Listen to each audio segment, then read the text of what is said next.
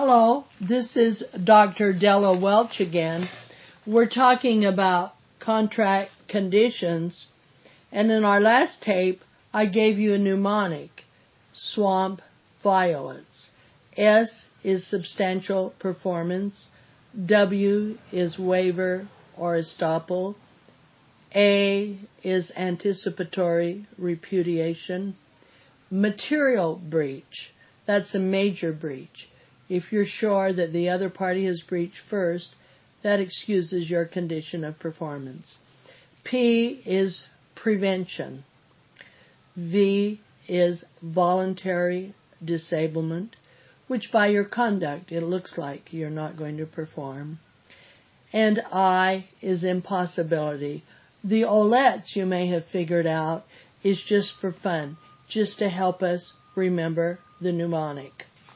What I'd like to do is say a little more about the I, or impossibility. Remember that where a particular good, building, or other tangible item specifically referred to in the contract or otherwise understood as relevant by both parties is destroyed or rendered unavailable without the fault of either party, the contractual duties of the parties will be discharged. Now, one thing that's also important is to note the impact of death or incapacity. If a contract identifies a specific party as needing to perform, and then that person has death or incapacity, that will discharge the duties for both of the parties. Also, there's an importance here of subsequent law or regulation. Suppose that before class at university, we like to have bananas passed out to all of the students. Well, suppose the governor of California makes it illegal to have bananas before class. Well, because of this subsequent law or regulation concerning the bananas, the contract would be discharged based on the performance impossibility. Also, there's frustration of purpose. Suppose that we buy tickets to the Rose Parade in Pasadena, and we're going to sit in the bleachers and watch the parade. But suppose a huge storm comes and is raining like crazy. Well, we could sit on the bleachers, but our very purpose has been frustrated in seeing the parade because it had to be canceled. So frustration of purpose can also be used to discharge duties. And then another factor is commercial impracticability. And this depends on the particular state. But if a contingency has occurred and the non-occurrence of that contingency was a basic premise of the contract, then the contract will be discharged. These are the famous Suez Canal cases, where it's impossible because of war to go through the Suez Canal, and you have to go around and ship around the Cape of Good Hope in Africa. Well, that's going to cost a lot more.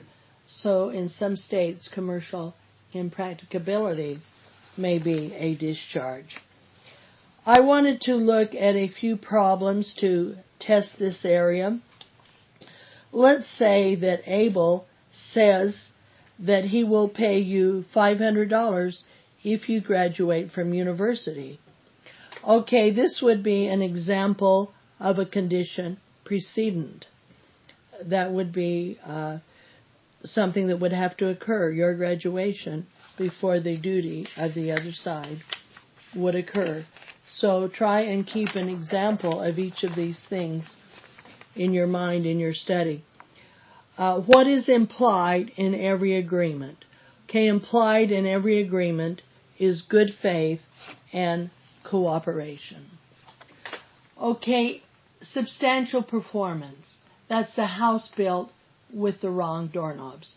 You got substantially what you bargained for, so you're going to have to pay for the house, but there will be a little offset for the value of the doorknobs. And when can a contract be assigned? It can be assigned if it's not a material change. Like Kobe Bryant cannot assign his contract and delegate his duties to be a star basketball player to Butterfingers, because that would be a material change. Also, the contract may prohibit assignment. Impossibility, we've had several examples of impossibility, and that's where the subject matter has been destroyed, there's been a death, or some type of illness. Here's another example.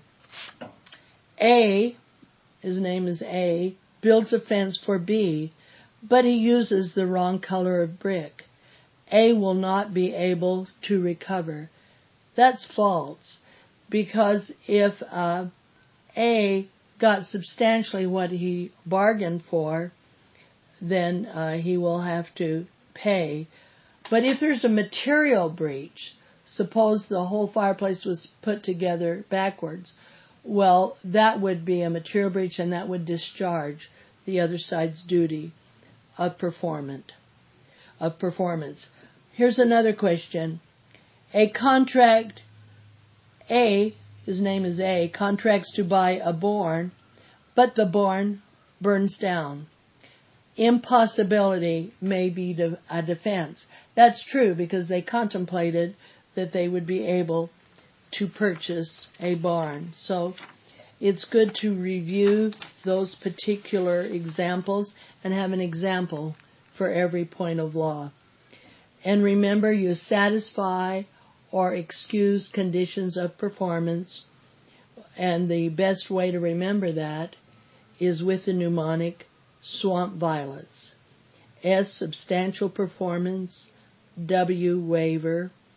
A, anticipatory breach, where you tell someone in advance you will not perform. M is a material breach.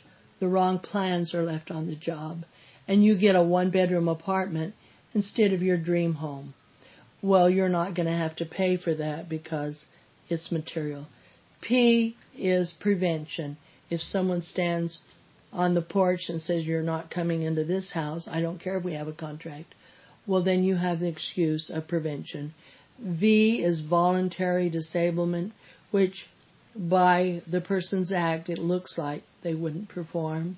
And then I is impossibility, and we talked about the destruction of the subject matter and death and other fact patterns.